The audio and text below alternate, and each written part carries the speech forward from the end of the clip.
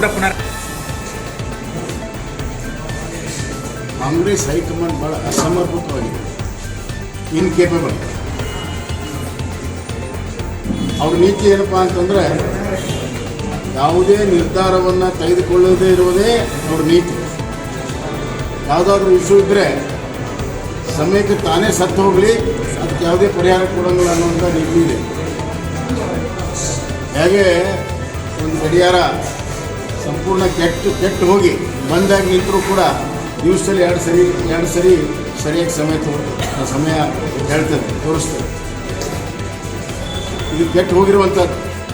ಅವರು ಮೈಸೂರಲ್ಲರೂ ಭೇಟಿಯಾಗಲಿ, ದಿಲ್ಲಿಯರ ಭೇಟಿಯಾಗಲಿ, ರಾಹುಲ್ ಗಾಂಧಿನ ಕರ್ನಾಟಕಕ್ಕಂತೂ ಒಳ್ಳೆಯದಾಗೋದು.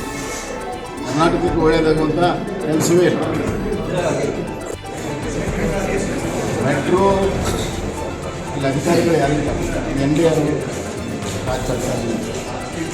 ಅವರು ಪಾರದರ್ಶಕವಾಗಿ ಮೆಟ್ರೋ ಅಕೌಂಟ್ಸನ್ನು ಸಾರ್ವಜನಿಕರಿಗೆ ಬಂದು ಹೇಳಬೇಕು.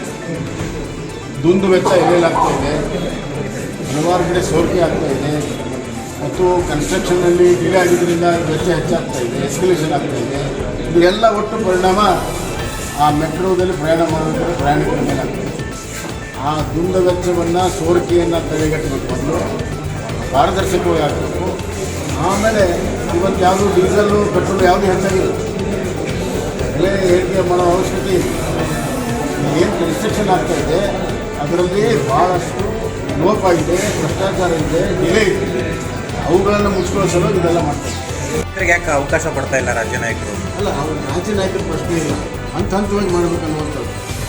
ಇವತ್ತು ಭಾಳ ದೊಡ್ಡ ಪ್ರಮಾಣದಲ್ಲಿ ಸಮಾವೇಶ ಮಾಡ್ತೀವಿ, ಮತ್ತು ಅಲ್ಲಿ ನಡೆದಿರುವಂಥ ಘಟನೆ ಸತ್ಯಾಸತ್ಯ ಬಹಿರಂಗವಾಗಿ ಅದು ಸಾರ್ವಜನಿಕರಿಗೆ ಗೊತ್ತಾಗಲಿ ಅಂತ ಈ ಸಭೆ ಮಾಡ್ತಾ ಇದ್ದೀವಿ.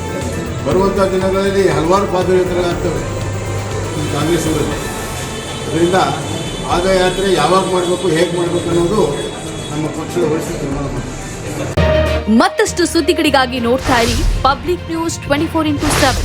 ಇದು ಸತ್ಯದ ಧ್ವನಿ.